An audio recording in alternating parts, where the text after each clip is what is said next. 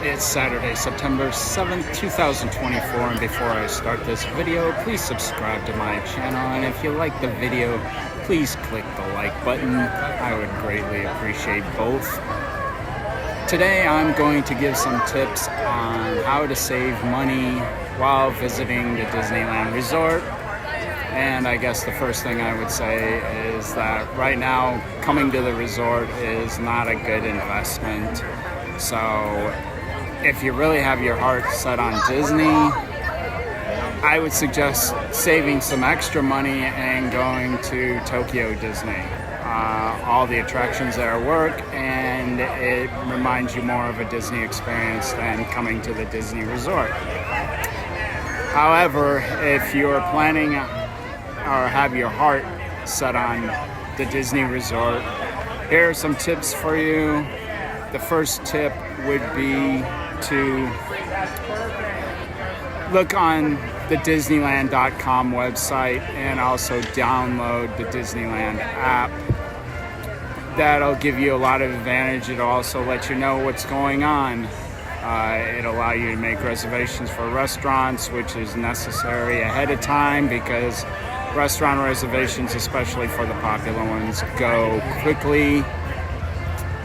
My next suggestion would be to not stay on any of the 3 hotel properties that are on the resort. Do not make reservations for the Grand Californian Hotel, the Disneyland Hotel, or Pixar Pier. You're paying even more than the regular outrageous prices for a hotel around here, and secondly, you are getting virtually nothing in return. You only get a half an hour of magic time at the beginning when most of the attractions aren't open, so basically you're regulated to shopping during that time. They do not take your shopping,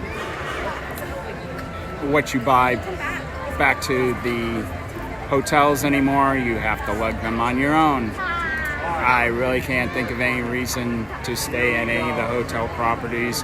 Most of the properties, or most of the hotels that are not on property have shuttles to and from the park, and a lot of them are within walking distance, like I said, and it'll save you some money right there.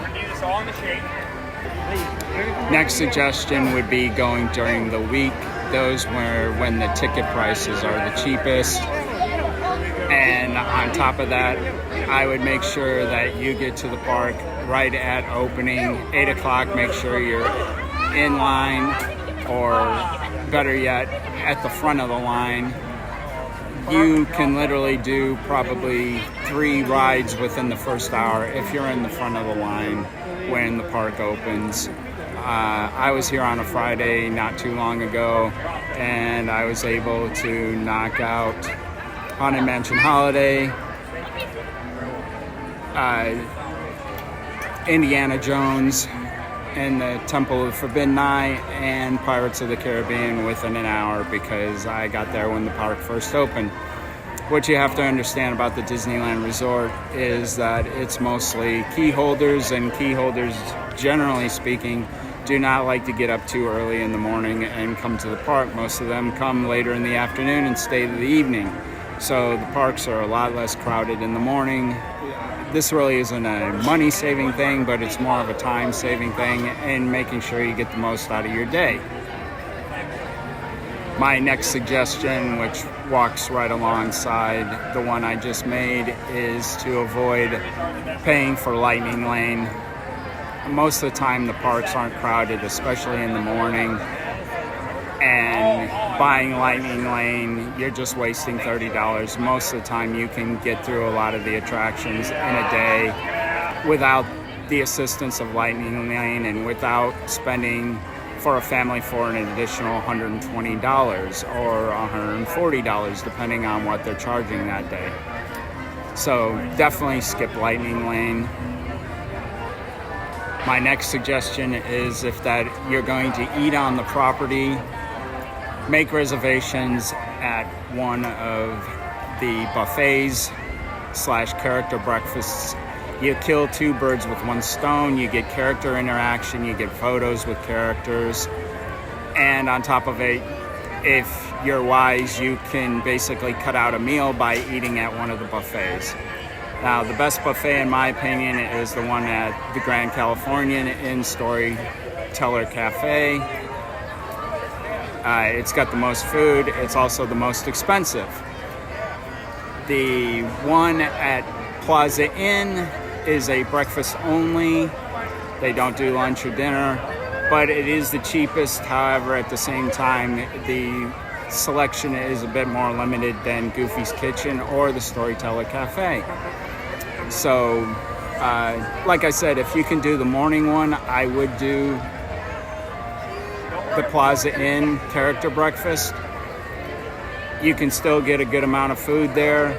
It's, like I said, it's cheaper, and plus you get all of the character interaction while you're just sitting there and eating. Next, bring water bottles and do not pay for bottled water in the park. There are plenty of places inside the park that actually you'll be able to refill your bottled water or your bottle with water, and it is filtered, so it's relatively safe. You're not going to worry about bad tasting water or anything like that. And also, if you further want to save money on food, bring snacks. You can bring food. And Disney's relaxed their restrictions. It used to be they pretty much enforced everything regarding food. You had to eat in the picnic area. They really don't do that anymore. So you can eat the food, your snacks inside the park. Again, it's saving money. My favorite thing, even though it isn't quite the deal that it used to be, is the corn dogs. They can be relatively filling. They used to do an a la carte thing, so you could get just a corn dog for like $7, and that was by far the best deal in the park. Ironically, another suggestion of mine would be to skip purchasing PhotoPass. I know I'm sitting right in front of a PhotoPass location, but listen, most iPhone cameras can take just as good a picture as the guys with the huge cameras that do this, and there's absolutely no reason to pay the money for PhotoPass. You will probably get enough of a photographer. I mean, these guys aren't professionals either, so I would definitely skip PhotoPass and take all the photos on your own. This is probably going to be my last suggestion, and that would be to skip purchasing alcohol in either park. It is way overpriced, especially the beer and wine. It is ridiculous, and you can dig yourself a hole real quick just by purchasing a couple of beers. I mean, I like to drink at Carthay Circle al fresco dining, I'll admit that, but I'm not trying to save money, and that is probably one of the few places at least I'm going to get a real good pour. The other one would be Trader Sam's Enchanted Tiki Bar at the Disneyland Hotel. Outside of those two places, most of the other places that serve alcohol serve to rip you off. Do avoid that at all costs. And I believe I'm going to wrap up this video here. I hope these tips are useful to people who watch the video. And as my father told me when I was 18 years old, get out.